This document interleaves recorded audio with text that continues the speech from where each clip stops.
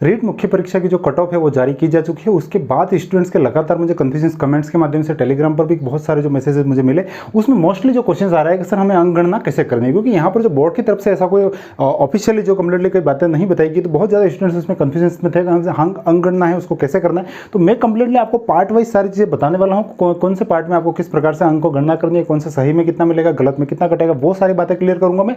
उसके साथ ही हम बात करने वाला डीवी के आगे की क्या प्रोसेस रहने वाली है, स्कोर कार्ड कब तक जारी होने वाला है, और डॉक्यूमेंट लिस्ट वगैरह जो कंप्लीटली जो बेसिक सारी चर्चा है वो सारी मैं आपसे कंप्लीटली शेयर करने वाला हूं। नमस्कार दोस्तों, एजुकेशन जॉब हेल्पलाइन की एक और हेल्पफुल और लेटेस्ट इंफॉर्मेशन वीडियो में आप सभी का स्वागत है।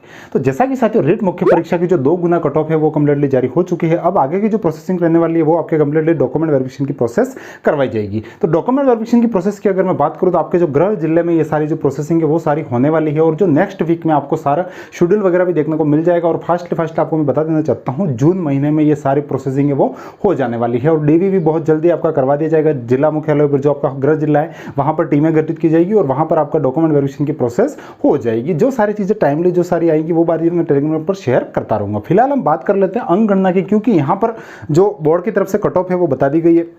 उसके बाद जो आपके जो अंकों की गणना जो पहले आंसर की आई थी उसी अकॉर्डिंग अभी तो आपको अंकों की गणना करनी, क्योंकि फाइनल उत्तर की अभी बोर्ड की तरफ से जारी की नहीं गई है। तो अभी की अगर पहले की जो गणना है उसमें अगर आप कैसे करते हैं वो सारी बातें मैं क्लियर करने वाला हूं। तो सबसे इसमें मोस्टली इंपॉर्टेंट बात हमारी ये है कि कंप्लीटली जो आपके लेवल 1 में है सबके 5 प्रश्न हैं कंप्लीटली इसमें डिलीट किए गए हैं। अब जैसे मैं अगर मैं इस ऑर्डर में अभी आपने देखा होगा जो आंसर की जारी हुई उसमें भी लास्ट पेज पर आप यहाँ पर देख पा रहे हैं इस प्रकार से पूरी कंप्लीटली जो टेबल है जिसमें ये पूरी 5 क्वेश्चन है इसमें डिलीट किए गए। यहाँ पर आपका जो है सीरीज का सिंबल है, तो उस सीरीज के सिंबल अकॉर्डिंग आपको देखना है आपके पेपर का कौन सा नंबर है। तो जैसे मैंने यहां पर जो लिया है हेज सीरीज का कंप्लीटली इसमें मैंने लिया है, तो आपके जो ये पेपर की सीरीज है उस अकॉर्डिंग आप देख सकते हैं कि आपका कौन सा क्वेश्चन डिलीट हुआ है। हालांकि मैंने टेलीग्राम पर जो कल शाम को ही मैंने आपको क्वेश्चंस बता दिए थे अपलोड करके कि ये क्वेश्चंस डिलीट हुए हैं। तो ये सारी चीजें हैं, तो कंप्लीटली कुल 5 क्वेश्चंस हैं वो बोर्ड की तरफ से डिलीट किए गए हैं। तो अगर इन क्वेश्चंस को मैं यहां पर देखूं और उनके अंकों की गणना करें, क्योंकि यहां पर जो क्वेश्चंस डिलीट किए गए जैसे इंग्लिश का एक क्वेश्चन है 112 नंबर क्वेश्चन इस हेज सीरीज के अकॉर्डिंग में @ सीरीज है जो अलग जो सीरीज आपकी है उस अकॉर्डिंग आपको चेक करना। मैं एक बार और बता देना चाहता हूं, मैं हेज सीरीज के अकॉर्डिंग आपको सारी बातें बता रहा हूं। तो जैसे अगर आप मान लो इंग्लिश के क्वेश्चन से आपका इंग्लिश में हेज सीरीज का 112 नंबर क्वेश्चन डिलीट हुआ, तो यहां पर इसका क्या असर पड़ेगा। इंग्लिश के जो 5 क्वेश्चन थे वो टोटली 10 नंबर के थे, तो एक क्वेश्चन यहां पर आपका क्या हुआ डिलीट हो गया। एक क्वेश्चन डिलीट होते ही जो एक क्वेश्चन का 2 नंबर बचा वो इन चारों क्वेश्चन में बढ़ जाएगा। मतलब यहां का जो 2 नंबर बचा इन सभी में 0.05 0.5 0.5 से इक्वल बढ़ जाएगा, और वापस नेगेटिव में भी यही बात होने वाली है। मतलब इसमें जो आपका कंप्लीटली पार्ट वाइज सारी चीजें रहने वाली है। जैसे 0.83 यहां पर अगर आप इंग्लिश के क्वेश्चंस की बात कर रहे हैं 112 डिलीट हुआ, तो आपका पर क्वेश्चन का जो वेटेज है वो 2.5 में क्वेश्चन बन गया, मतलब क्वेश्चन का वेटेज बढ़ गया। और उसके बाद अगर आप इस क्वेश्चन में इंग्लिश में मान लो इन चारों में से कोई गलत करते हो आप, तो 0.83 आपका नेगेटिव होगा, क्योंकि यहां पर पॉइंट 1/3 से नेगेटिव निकलेगी, तो नेगेटिव भी चेंज हो जाएगा। तो जैसे यहां पर जीके में आपका जीके 2 सेकंड नंबर वाला जो जीके था आपका, वो जीके 1 की बात नहीं है, जीके 2 की जो बात थी कंप्लीटली 51 से 90 तक आपका मतलब जो क्वेश्चन थे जीके के, उसमें आपका जो हेज सीरीज का 60 नंबर क्वेश्चन है वो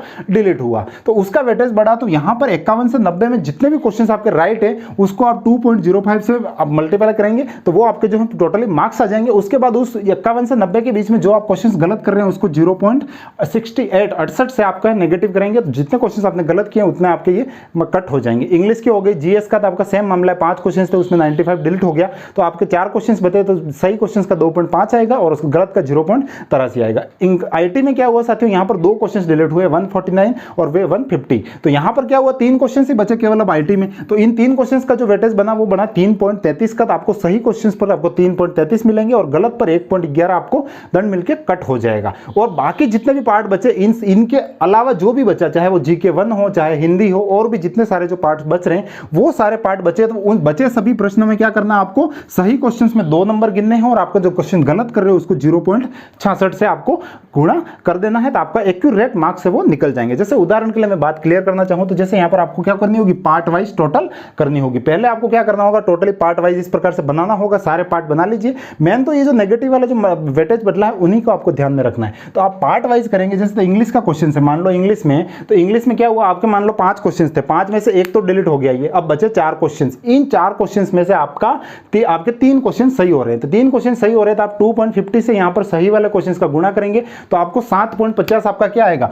आपके टोटल मार्क्स आ जाएंगे, आपने इतने मार्क्स प्राप्त किए। फिर आपने एक क्वेश्चन आपने नेगेटिव कर दिया, एक क्वेश्चन नेगेटिव किया तो मैंने यहां पर जैसे आपको बताया 0.83 से आपको क्या करना होगा, नेगेटिव घटाना होगा, तो 0.83 आपका नेगेटिव में चला जाएगा। तो आपका जो नेट मार्क्स रहा यहां पर इंग्लिश का जो स्कोर बना वो 6.67 आपके नेट मार्क्स आपको मिले। तो यहां पर इसी प्रकार के सभी पार्ट अंकों की पार्ट वाइज आपको गणना करनी है। सही क्वेश्चंस को मैंने ये जो वेटेज बताया उस अकॉर्डिंग आप गुणा करेंगे, उसके बाद इन टोटल मार्क्स निकाल के पार्ट वाइज आपकी टोटल है वो आप निकाल लेंगे। तो पहले आप लिख लीजिए सही, फिर गलत, और फिर आपका जो नेट बचता है उसको, तो उसके हिसाब से आप ये अंकों की गणना है वो कर सकते हैं। तो आपके टोटल 145 क्वेश्चंस बचे हैं और ये आपका टोटली जो मार्क्स का वेटेज है वो सारी बातें रहने वाली। अगर वीडियो में समझ में आ गया तो अच्छी बात है, नहीं आया तो एक बार और वीडियो को देख लीजिएगा ध्यान से, बातें समझ में आ जाएगी। तो ये तो हो गई आपके जो मांग के अंकों की गणना है उसको कैसे करना है। अब हम बात कर लेते हैं बोर्ड की तरफ से जो फाइनल उत्तर कुंजी है वो कंप्लीटली अभी तक जारी नहीं की गई। ये बहुत अचंभे की बात थी, कब की बार जो कंप्लीटली बोर्ड की तरफ से यहां पर आपके कंप्लीटली फाइनल उत्तर कुंजी नहीं जारी की, क्योंकि अमूमन जो रिजल्ट्स जारी किया जाता है उसके बाद आंसर की है वो जारी कर दी जाती है ऑफिशियली। लेकिन इस बार क्या हुआ साथियों, यहां पर फाइनल उत्तर कुंजी अभी तक अपलोड नहीं की गई है ऑफिशियली, कई ऐसी कोई खबर है नहीं। तो यहां पर बहुत जल्द में भी आपको लग सकता है नेक्स्ट वीक तक या फिर और आगे तक चीजें फाइनल आंसर की वो भी आपकी कंप्लीटली अपलोड कर दी जाएगी और आपको देखने को मिल जाएगा कि आप ऑफिशियली भी चेक कर पाएंगे। क्योंकि यहां पर यह बात तय है कि आपको जो क्वेश्चंस बोर्ड ने जो बताया उसमें जो क्वेश्चंस डिलीट हुए उसकी बात तो कर दी गई कि आपके ये 5 प्रश्न हैं ये आपके डिलीट हो चुके हैं, लेकिन कुछ प्रश्न के उत्तर भी चेंज, आंसर भी चेंज हुए होंगे और वो हो सकता है 2 से 3 क्वेश्चंस भी हो सकते हैं। क्योंकि यहां पर एक क्वेश्चन 2 नंबर का, अगर 2 क्वेश्चंस भी चेंज हो रहे हैं तो 4 नंबर सीधा बंदा पीछे आ जाता है और बहुत ज्यादा कंपटीशन में भाई साहब 0.5 भी बहुत होता है। एक नेगेटिव में जा रहा है तो भी 0.66 से बंदा पिछड़ सकता है। तो अभी फाइनल उत्तर कुंजी बोर्ड की तरफ से ऑफिशियली जारी नहीं की गई है। अपन ये संभावना से इंकार नहीं कर सकते कुछ क्वेश्चंस के आंसर भी चेंज हुए हों, क्योंकि जो 5 क्वेश्चंस डिलीट किए गए उसमें 2-3 क्वेश्चंस तो लग रहे थे, बाकी 1-2 क्वेश्चंस तो बिल्कुल ही जो मतलब नहीं हो सकते, ऐसे भी क्वेश्चंस डिलीट किए गए। तो अभी जो मेन जो विवादित क्वेश्चंस थे जो लेवल 1 के वो सारे क्वेश्चंस तो बचे हुए हैं। तो या फिर हो सकता है बोर्ड ने क्या हुआ कुछ 1-2 क्वेश्चंस के आंसर चेंज किए हों, तो वो फाइनल उत्तर कुंजी जारी होगी तभी आपको सारी बातें क्लियर हो पाएगी। तो उस समय फाइनल उत्तर कुंजी अभी जारी नहीं की है, कितने उत्तर बदले उसका भी किसी के पास कोई जवाब नहीं है ऑफिशियली, केवल और केवल बोर्ड को ही ये सारी बातें पता है और बोर्ड की तरफ से फाइनल उत्तर कुंजी आ जाएगी तो फिर आपको वापस इसी फॉर्मूले अकॉर्डिंग आपको वापस अंकों की गणना करनी होगी और आपके नेट मार्क्स से वो निकल जाएंगे। हालांकि फाइनल उत्तर कुंजी और जो स्कोर कार्ड आ जाता है, अगर बोर्ड की तरफ से स्कोर कार्ड ही जारी कर दिया जाता है तो फिर ये इतना ज्यादा मिलाने का कोई आपका झंझट रहेगा भी नहीं और स्कोर कार्ड लगभग आप मान सकते हैं अगले सप्ताह जारी कर दिया जाएगा। आपको SSO आईडी पर जो है कंप्लीटली आपका स्कोर है वो दिखाने की संभावना बताई जा रही है, जैसे जो बातचीत अभी लगभग जो पता चल पा रही है। डीवी की मैं बात करूँ तो आपका गृह जिले में आपका डीवी हो रहा है और अदर स्टेट वालों को जो बोर्ड की तरफ से जो मतलब कंप्लीटली जो जिला अलॉट किए जाएंगे, जो मतलब कंप्लीटली लिस्ट आएंगी उसमें आपको जिले का नाम दिख जाएगा। तो उस अकॉर्डिंग आपको अदर स्टेट वालों को भी जो मतलब आदेश होंगे उस जिले में जाकर आपको करवाना होगा। बाकी राजस्थान के मूल निवासी है उनके सभी के गृह जिले में डॉक्यूमेंट वेरिफिकेशन की प्रोसेस हो जाएगी। डॉक्यूमेंट लिस्ट के लिए मैंने अलग से वीडियो बना रखा है, आज मॉर्निंग में ही वीडियो अपलोड कर लिया है, बता दिया है मैंने उसमें। तो उस अकॉर्डिंग आप अपने जो डॉक्यूमेंट्स है उनको सबको तैयार कर लीजिए अच्छे से और आप कंप्लीटली अपने जो डीवी है वो करवा सकते हैं। मैंने उसमें सारी शपथ पत्र है, कितने चरित्र हैं, कैसे सेट बनाने हैं, कैसे क्या करना है, सारी बातें मैंने डॉक्यूमेंट लिस्ट की अलग से मैंने वीडियो में कंप्लीटली बता रखी है। अब यहाँ पर ये एक ज्वाइन टेलीग्राम आप कर लीजिएगा, एजुकेशन जॉब हेल्पलाइन आप लिखकर सर्च करेंगे टेलीग्राम पर तो आपको चैनल मिल जाएगा, जिससे क्या होगा आपको जितनी भी जो अपडेट्स है, जो भर्तियों संबंधी जो सारी बातें हैं वो मैं लगातार टाइम टू टाइम वहां अपलोड करता रहता हूं। तो जिससे क्या होगा आपको सारी इंफॉर्मेशन टाइम टू टाइम मिल जाएगी। तो ये कुछ जो सारी बातें थी मैंने आपके साथ शेयर की। अब आपको कुछ बात कर लेते हैं फाइनल कट ऑफ की क्या रहने की संभावना है, क्योंकि साथियों यहाँ पर आप जो देख पा रहे हैं कंप्लीटली जो जनरल की कट ऑफ रही है वो कंप्लीटली आप यहाँ पर देखते हैं कि यहाँ पर 186 जो है कंप्लीटली जनरल की कट ऑफ हमें देखने को मिल रही है। और उसके बाद जो नीचे और कैटेगरीज की कट ऑफ की हम बात करें, जैसे ओबीसी की बात करें तो 175 हमें कट ऑफ देखने को मिली और ईडब्ल्यूएस की बात करें तो 166 और इस प्रकार से आपको कैटेगरी वाइज हमें कट ऑफ देखने को मिली। तो इस बार क्या हुआ कट ऑफ में कंप्लीटली वेरिएशन भी बहुत ज्यादा है, तो जिसमें जो फाइनल कट ऑफ बनेगी उसमें भी वेरिएशन हमें बहुत अच्छे खासे देखने को मिलेंगे। क्योंकि अभी जो कैंडिडेट्स है जो ईडब्ल्यूएस के कैंडिडेट्स हैं 166 से 185 वाले तो सारे ईडब्ल्यूएस में, लेकिन 186 से ऊपर वाले जितने भी मार्क्स है वो सारे अभी जनरल में काउंट हो रहे हैं। जनरल की मेरिट जैसे ही ऊपर चढ़ेगी तो नीचे से वो सीधे ईडब्ल्यूएस में आकर गिरेंगे और ईडब्ल्यूएस की कट ऑफ को भी ऊपर चढ़ाएंगे। तो कुल मिलाकर सारगर्भित बात यह है कि यहाँ पर जो जनरल की कट ऑफ है उसमें आपको 6 से 7 नंबर का प्लस आपको और उसमें देखने को मिल सकता है, 6 से या 7 नंबर का प्लस आपको फाइनल कट ऑफ में देखने को मिल सकता है। और बाकी और कट ऑफ जैसे ये 166 है इनमें थोड़ा जो डिफरेंस है वो ज्यादा दिखेगा, क्योंकि यहाँ से ऊपर से जो बंदे ये 186 से 6 नंबर ऊपर चढ़ रही है, इन 6 नंबर में जो रिजर्व कैटेगरी के जो कैंडिडेट्स है वो सारे अपनी कैटेगरी में आएंगे। तो रिजर्वेशन जो रिजर्व कैटेगरी है उसकी कट ऑफ पक्का बढ़नी ही बढ़नी है, ये बात तय है। चाहे आप मान लीजिए ये +10 भी हो सकती है, इसमें कोई कोई डाउट नहीं है, जो नीचे रिजर्व कैटेगरी है ओबीसी और ईडब्ल्यूएस की और आपको इंप्रूव हो सकती है। आपको नेगेटिव नहीं होना, आपने बहुत अच्छी तैयारी की।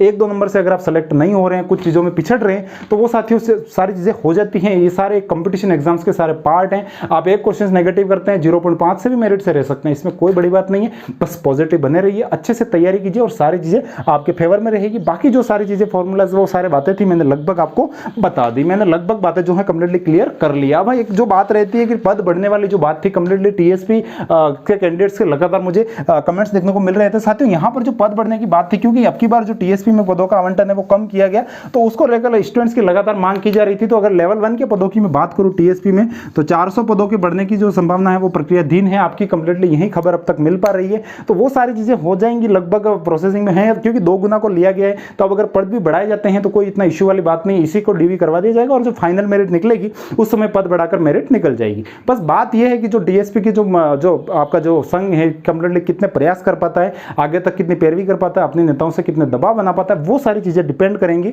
तो टीएसपी की अगर अभ्यर्थी अभी भी अगर लगते हैं तो पद बढ़ने की पूरी संभावना है, चाहे लेवल 1 हो या चाहे लेवल 2 हो। बस बात आपकी कोशिशों पे आके रुक जाती है। तो मैंने ये जितनी सारी बातें थी मैंने कंप्लीटली आपके लिए क्लियर कर दी। तो अपना education job helpline Telegram channel है ज्वाइन कर लीजिएगा, यूट्यूब चैनल है उसको सब्सक्राइब कर लीजिए और वीडियो को थोड़ा शेयर किया कीजिए। इसी प्रकार के एक्सपीरियंस बेसिस वीडियोस आपको लगातार मिलते रहेंगे, मिलेंगे और किसी नई अपडेट के साथ। तब तक के लिए जय हिंद, वंदे मातरम।